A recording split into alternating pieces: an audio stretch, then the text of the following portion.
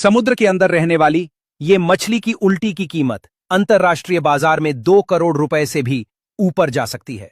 लेकिन आखिर ऐसा क्या खास है इस मछली की उल्टी में जो इसे इतनी कीमती बनाती है? ये मछली उल्टी कब करती है? ये उल्टी कहां से मिलती है और इसका इस्तेमाल किस लिए होता है?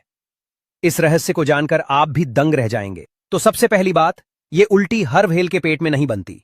ये सिर्फ और सिर्फ स्पर्म व्हेल नाम की एक प्रजाति में पैदा होती है और उसमें भी केवल नर स्पर्म व्हेल ही इसे बना सकता है। मादा व्हेल में ये या तो बनती ही नहीं या बेहद कम मात्रा में बनती है। इसीलिए ये चीज इतनी दुर्लभ और कीमती है।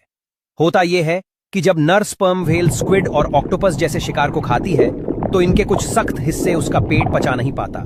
तब व्हेल का शरीर अपनी सुरक्षा के लिए एक मोम जैसा पदार्थ बनाता है जो इन कठोर टुकड़ों को पूरी तरह से ढक लेता है।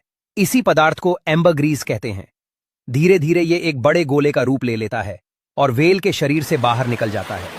हल्का होने की वजह से यह समुद्र में डूबता नहीं बल्कि सतह पर तैरता रहता है। लेकिन असली जादू तो इसके बाद शुरू होता है।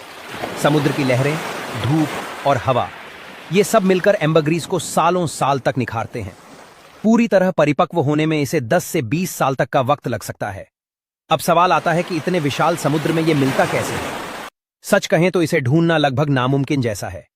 ये या तो मछुआरों के जाल में फंसकर मिलता है या फिर समुद्र की लहरें इसे किनारे पर बहा कर ले आती हैं, जहां किसी भाग्यशाली इंसान को यह पड़ा हुआ मिल जाता है। और जो बात इसे करोड़ों का बनाती है वो है इसकी खुशबू।